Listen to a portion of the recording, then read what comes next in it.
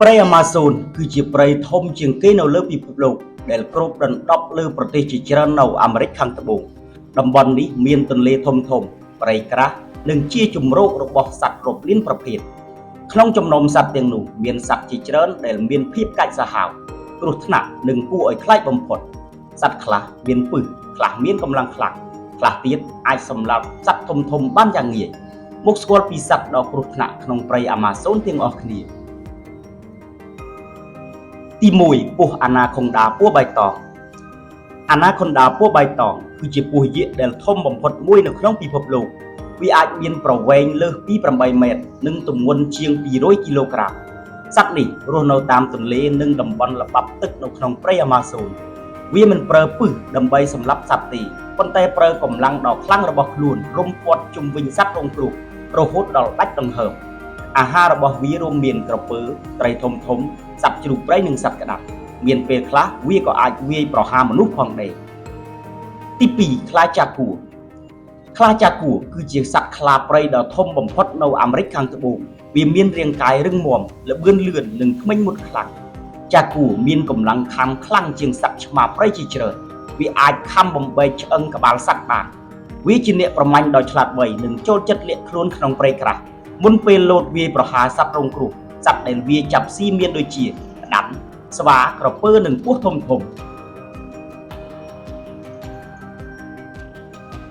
ទី3ក្រពើខ្មៅ Black Caiman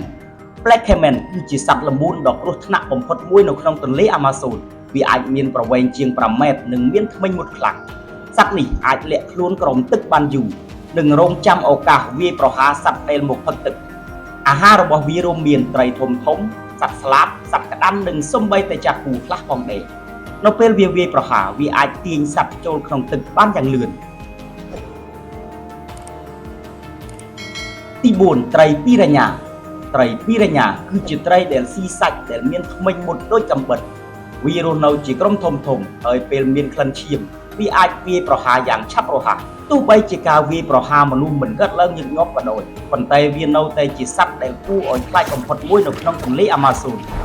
នៅរដូវទឹកស្ងួតពេលអាហារខ្វះខាតវាកាន់តែកាចសាហាវជាងមុនទី5អន្ទង់អគ្គិសនីឬ Electric Eel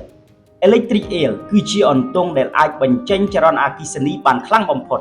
វាអាចបញ្ចេញថាមពលអគ្គិសនីលើសពី600វ៉ុលដែលគ្រប់គ្រាន់សម្រាប់ធ្វើឲ្យសត្វធំសម្លាប់បានវាប្រើអគ្គិសនីដើម្បីការពារខ្លួននិងចាប់អាហារមនុស្សដែលត្រូវអគ្គិសនីរបស់វាអាចដួលសន្លប់ឬលង់ទឹកបានទី6 Poison Dart Frog កង្កែបតូចនេះមានពណ៌ស្រស់ស្អាតខ្លាំងប៉ុន្តែស្បែករបស់វាមានពឹសសាហាវ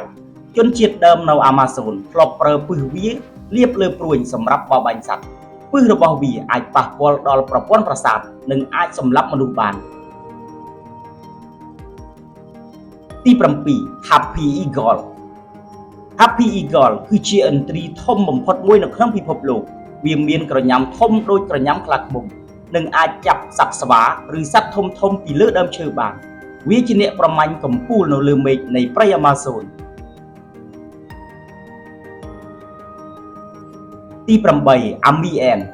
Army Ant គឺជាស្រមោចដែលរស់នៅជាក្រុមធំរាប់លានក្បាលពេលវាចាញ់រកអាហារវាអាចស៊ីសត្វតូចបានក្នុងរយៈពេលដ៏ខ្លីសត្វជាច្រើននៅក្នុងព្រៃតែងតែរត់គេចពេលឃើញហ្វូងស្រមោចទាំងនេះព្រោះវាមានកម្លាំងខ្លាំងជាក្រុមដ៏គួរឲ្យខ្លាចទី9ត្រីឆ្លាម Bullshark គឺជាត្រីឆ្លាមដែលគ្រោះថ្នាក់បំផុតមួយនៅក្នុងពិភពលោកអ្វីដែលធ្វើឲ្យវាពិសេសគឺវាអាចរស់បានទាំងក្នុងទឹកប្រៃនិងទឹកសាបដោយសារតែសមត្ថភាពនេះវាត្រូវបានគេរកឃើញនៅតំបន់ទន្លេអាម៉ាស៊ូនផងដែរវាមានរាងកាយធំមាំមួននិងធ្មេញមុតខ្លាំង Bullshark មានអាកប្បកិរិយាកាចសាហាវនិងវាយប្រហារលឿនជាងត្រីឆ្លាមជាច្រើនវាអាចប្រើកម្លាំងខំដ៏ខ្លាំងដើម្បីបំបែកសាច់និងឆ្អឹងសត្វបានយ៉ាងងាយមនុស្សជាច្រើនចាត់ទុកវាជាត្រីឆ្លាមដែលគ្រោះថ្នាក់ដល់មនុស្សបំផុតមួយទី10 Kangaroo Fish Kangaroo Fish គឺជាត្រីតូចប៉ុន្មានសង់ទីម៉ែត្រប៉ុន្តែវាជាសត្វដែលមនុស្សជាច្រើនខ្លាចបំផុតនៅអាម៉ាស៊ូនវាជាប្រភេទត្រីប៉ារ៉ាស៊ីតដែលរស់នៅក្នុងទឹកទន្លេវាចូលចិត្តទៅនៅក្នុងខ្លួនសត្វធំតាមរន្ធផ្សេងហើយប្រើមុខមុតស្រួចរបស់វាដើម្បីជាប់នៅខាងក្នុង ទោះបីរឿងខ្លះត្រូវបាននិយាយលើសពីការពិតក៏ដោយ Kangaroo Fish នៅតែជាសត្វដែលគួរឲ្យខ្លាចខ្លាំងទី11 Arapaima Arapaima គឺជាត្រីទឹកសាបជាដែលធំបំផុតមួយនៅក្នុងពិភពលោកវាអាចវែងជាង3ម៉ែត្រនិងមានទម្ងន់ជាង200គីឡូក្រាមវាមានកម្លាំងខ្លាំងនិងអាចលោតចេញពីទឹកដើម្បីចាប់អាហារអ្នកនេសាទជាច្រើនខ្លាចវាព្រោះវាអាចវាយទូកតូចៗឬធ្វើឲ្យមនុស្សរងរបួសបានព្រៃអាម៉ាហ្សូនគឺជាកន្លែងដែលពោរពេញទៅដោយសត្វអាថ៌កំបាំងនិងគ្រោះថ្នាក់សត្វខ្លះមានកម្លាំងខ្លាំងខ្លះមានពឹសនិងខ្លះទៀតរស់នៅក្នុងទឹកឬលាក់ខ្លួនក្នុងព្រៃក្រាស់ទាំងអស់នេះហើយធ្វើឲ្យអាម៉ាហ្សូនក្លាយជាព្រៃដែលគួរឲ្យភ្ញាក់ផ្អើលនិងគួរឲ្យខ្លាចបំផុតមួយនៅលើផែនដី